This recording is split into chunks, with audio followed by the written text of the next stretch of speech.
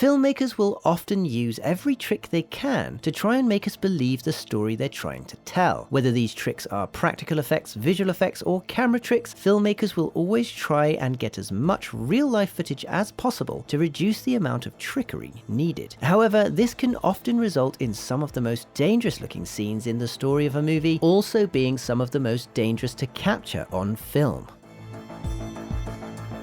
Now, directors risking their careers and stunt doubles risking their lives all means nothing if the final movie is unavailable in your country. This is where Atlas VPN excels at encrypting your data and hiding your virtual location. This means you can unlock geo-restricted content easily and simply in seconds. So go and take advantage of this huge discount on their 3-year deal for just $1.39 a month with a 30-day money-back guarantee. Make sure to check it out by clicking the link in this video's description. But is watching geo-restricted content illegal? Well, no. It's actually not. When you connect to a VPN server, your device is given a new IP address, and all of your incoming and outgoing traffic is encrypted and decrypted through the VPN server. This gives you complete anonymity and data security. Not only is Atlas VPN supported on all devices, but it also comes with a data breach monitor which constantly scours the internet and notifies you the instant it detects that any of your emails or passwords have been stolen. Atlas VPN is running a huge discount on their 3-year deal for just $1.39 per month with a 30-day money-back guarantee. This deal won't last long, so make sure you check it out by clicking the link in this video's description. Now on with the video. Jackie, the one-man show Chan, prefers to do all of his stunts on his own, and Tom Cruise is of a similar opinion, so for the helicopter battle scene in Mission Impossible Fallout, he had a lot of work to do. This scene required him to put his helicopter into a corkscrew dive. Even though Tom has flown helicopters before, the corkscrew dive is a dangerous and complicated procedure, so he went to Airbus Helicopter School in Texas and put in 8 hours a day for almost 3 months to learn how to do it relatively safely.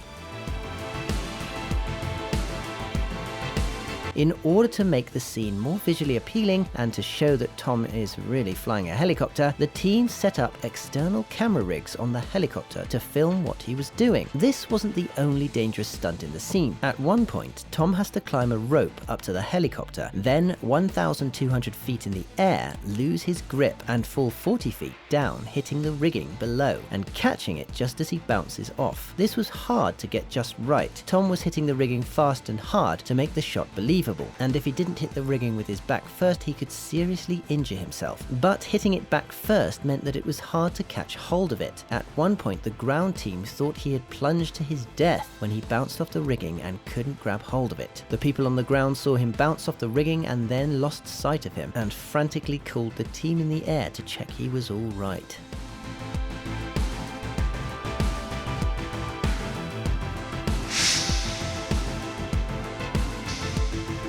The 12-minute extraction sequence in this scene seems like one seamless 12-minute take, but this isn't exactly true. The sequence is broken down into 7 different segments: a car chase, a run upstairs, a fight inside a building, a jump off one building's roof to another, a fall of an awning, a street fight, and the final car chase.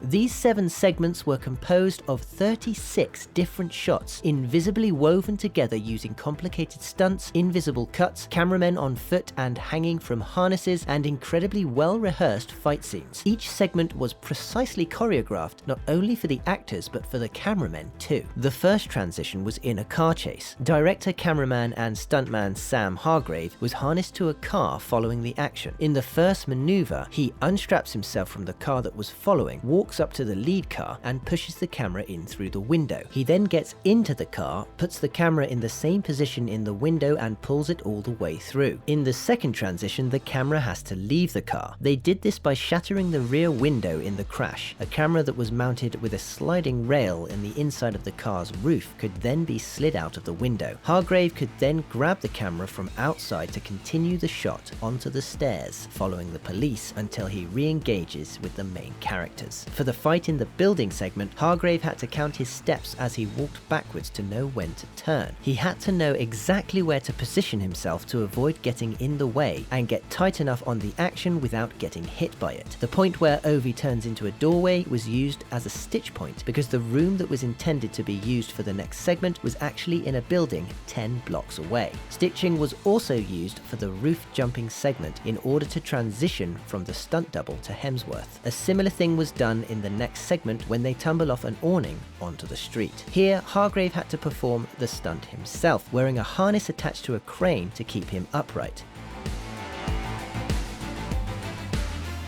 For the street fight scene, no cuts could be used to make the fighting seem smoother and faster or to cover up any mistakes, so both actors rehearsed the scene heavily before filming so it became like second nature. They even included a pause to let a scooter go by. For the last segment, Hargrave was attached to the rear of a car with a harness to maintain the one-shot illusion. Even though the entire scene was incredibly planned and executed, it almost ended in disaster when the driver of the car following, with Hargrave attached to the hood, didn't see the car leading until too late and hit it. Hargrave was lucky and his left foot found a gap in the wheel arch. Had they hit a few inches either way, his foot would have been crushed. So at this point you're probably thinking, dangerous stunts in movies, where's Jackie Chan? Well, the truth is Jackie Chan has been involved in so many different dangerous scenes that he deserves his own video. And if you'd like to see that, you can click the link in the top right hand corner of this video.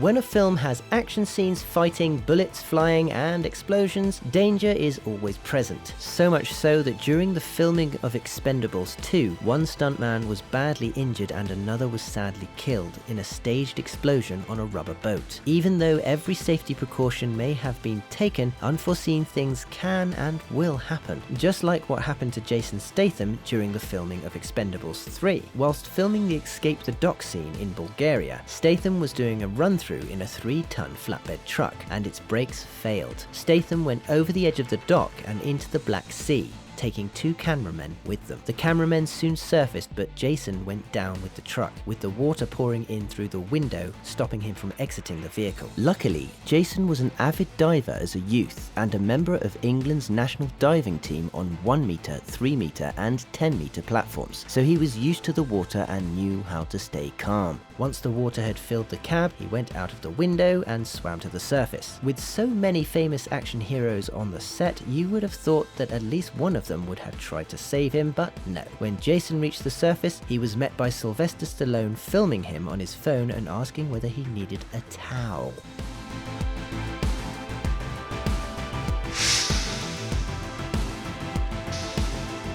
Fast and Furious 9 had a healthy VFX budget, mainly because most of the insane stunts on the film would have been almost impossible to pull off without VFX. CG vehicles, digital mats, and digital doubles made filming a lot of the action scenes safer, but they didn't remove all the danger. Controlled real explosions, rough terrain, and other special effects meant that the driving stunts, even though painstakingly planned and rehearsed, could still go wrong in many ways. Other stunts like action scenes, fight scenes, falls, and jumps could mostly be filmed in controlled environments and then digital backgrounds added in post. This and the use of stunt drivers and stunt people removed virtually all the risk of injury from the actors, but the stunt people were still in danger. And unfortunately, on July 22nd, 2019, Vin Diesel's stuntman Joe Watts was supposed to be thrown over another stuntman's shoulder off a balcony 25 feet up. He was supposed to remain suspended by a wire in midair, but the wire failed and Joe fell 25 feet down to the concrete below. Joe was rushed to hospital via air ambulance, where he was put into an induced coma for 5 days. He had suffered a traumatic brain injury and had a fractured skull. Joe spent a month in Royal London Hospital before being transferred to Wellington Hospital, where he worked for 6 weeks to regain his basic life skills, including speech. The global pandemic has slowed his recovery, and nearly 2 years later he still isn't 100%, but is fighting to get there.